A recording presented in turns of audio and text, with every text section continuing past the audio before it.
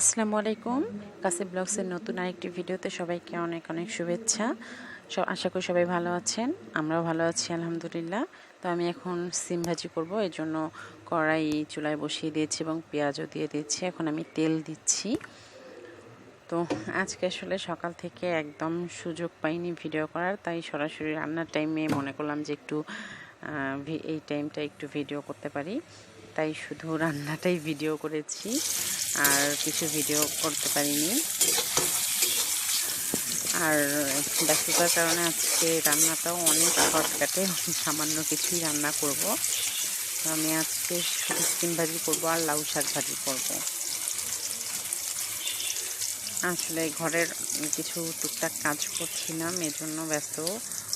আর মানে এই রান্নাটুকুই শুধু করছি, এরপর আজকে মনে হয় গোসল খাওয়া সব কিছুই অনেক দেরি হয়ে যাবে।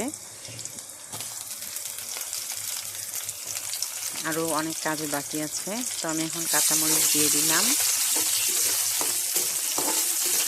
তো একটু হালকা ব্রাউন করে ভেজে নেব, নিয়ে তারপর আমি সিম আর মশলাগুলো দিয়ে দিব।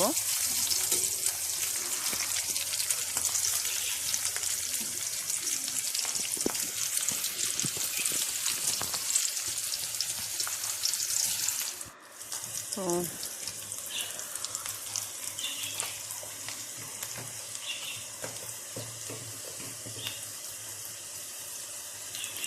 আপনারা এক একজন এক এক রকমভাবে হয়তো সিম ভাজি করেন, বা আমি এভাবেই সিম ভাজি করি, আর এভাবে অনেক মজা লাগে। আমি হচ্ছে এখন হলুদ, জিরা, ধনিয়া, তেলে গুঁড়ো করা পাউডার আর হচ্ছে লবণ দিয়ে সিমটাও দিয়ে দিলাম। সিমের সাথে আমি আলু আর ধনেপাতাও দিয়ে দিয়েছি। এখন আমি এটাকে ভালো করে কষিয়ে নিচ্ছি। কষানো হয়ে গেলে এখন আসলে অসময়ের সিমটা এখনও তো পুরোপুরি সিজন নয়, এই জন্য এখন তো সিম একটু সিদ্ধ হতে সময় লাগে। এই জন্য আমি একটু পানি অ্যাড করবো বেশি করে। আর সিজনের সিমে সবসময় দেখবেন যে পানি সেভাবে দিতে হয় না, হালকা একটু কোনো রকম পানি দিলেই ওটাই সিদ্ধ হয়ে যায়। আর সিজনের সময় আমরা বেশিরভাগ সিম খাই সাধারণত আমাদের গাছের, এই জন্য সেটা এত টাটকা থাকে, এই জন্য পানি আরও একেবারেই কম দিতে হয়। তো আমি এখন ঢেকে দিচ্ছি, তারপর পানি কমে আসা পর্যন্ত ওয়েট করব। তো পানি আমার মোটামুটি কমে এসেছে। এখন আমি একটু নেড়ে চেড়ে দিব। সিমটা একটু গোটা গোটা আমার কাছে অত বেশি ভালো লাগে না, একটু ভাঙা ভাঙা হলে আমার কাছে বেশি ভালো লাগে, এই জন্য আমি একটু নেড়ে দিই। অনেকে এই টাইমটা নাড়ে না, ঘুরিয়ে ঘুরিয়ে পানিটা একটু কমিয়ে নিই, একবারে কমিয়ে নেয়, নিয়েই নামিয়ে নেয়। তো আমি একটু নেড়ে নেব। তো আমার সিম মোটামুটি রেডি।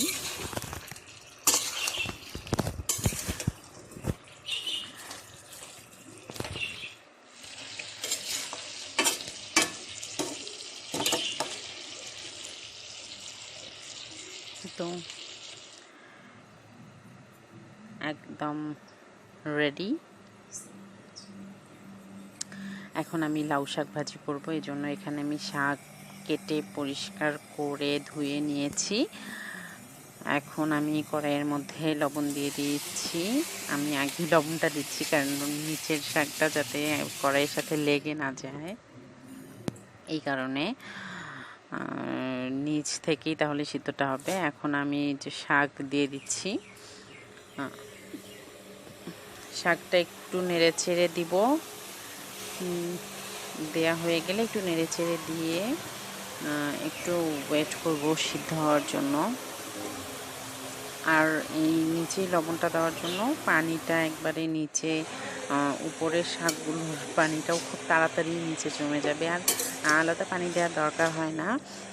এই পানি, শাকের যে পানিটা বের হয় সেই পানিটা দিয়েই শাকটা খুব সুন্দরভাবে সিদ্ধ হয়।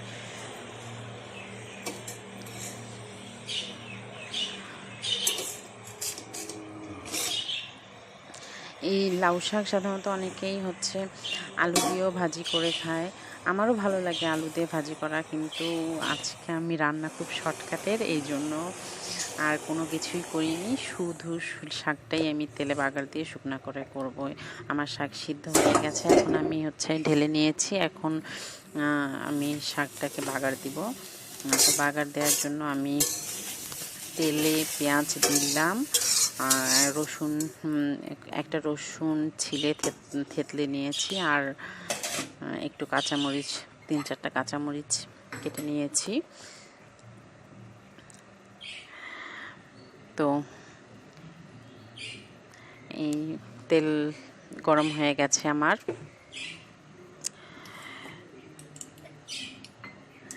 এখন আমি পেঁয়াজ দিয়ে দিলাম। পেঁয়াজটাই আগে দিলাম, কারণ পেঁয়াজটা ভাজতে একটু সময় লাগে, এই জন্য পেঁয়াজটা আগে দেয়া। তারপর আমি এক একে রসুন পেঁয়াজ দিয়ে দিব। এভাবেও আসলে শাক এভাবে রান্না করে খেলেও অনেক মজা লাগে, অনেক টেস্ট লাগে। আমি দুইভাবেই খাই, আলু দিয়ে রান্না করেও খাই, এভাবেও খাই, দুটোই আমার কাছে অনেক টেস্ট লাগে। তো এটা একটু ভালো করে লাল লাল করে ভেজে নিয়ে আমি শাকটা দিয়ে দিব, এবং শাকটাকে খুব ভালো করে নাড়াচাড়া করে নামাবো। এই ক্ষেত্রে আপনারা একটু শাকটাকে ঝেঁকে ঝেঁকে যদি নেন, তো শাকটা একবারে ঝরঝরে হয়ে যায়, আর না হলে দলা পেকে যায়। দলা পেকে গেলে অত স্বাদ লাগে না। আর ঝরঝরে যখন একটু ঝাঁকি দিয়ে দিয়ে নেবেন, ঝরঝরে হবে, তখন অনেক মজা লাগে। আর দলা পেকে গেলে কিছুই ভিতরে ঢোকে না। এখন আমি শাকটাকে ভালো করে নেড়ে চেড়ে নেব। আর এটা ফ্লেভারটা হয় খুবই সুন্দর। আমার শাক মোটামুটিভাবে রেডি খাওয়ার জন্য। তো আমার চ্যানেলটি একেবারেই নতুন, এই জন্য আমি বারবার করে সবাইকে বলছি, আমাকে প্লিজ আপনারা সবাই সাপোর্ট করবেন, আমার পাশে থাকবেন এবং আমার জন্য দোয়া করবেন। আপনাদের সাহায্য ছাড়া আমি সামনে এগিয়ে যেতে পারবো না। এই তো আমার শাক সিম ভাজি রেডি। আজকে দুপুরের খাবার এটাই চলবে। তো আজকের মতো এখানেই বিদায়। খোদা হাফেজ।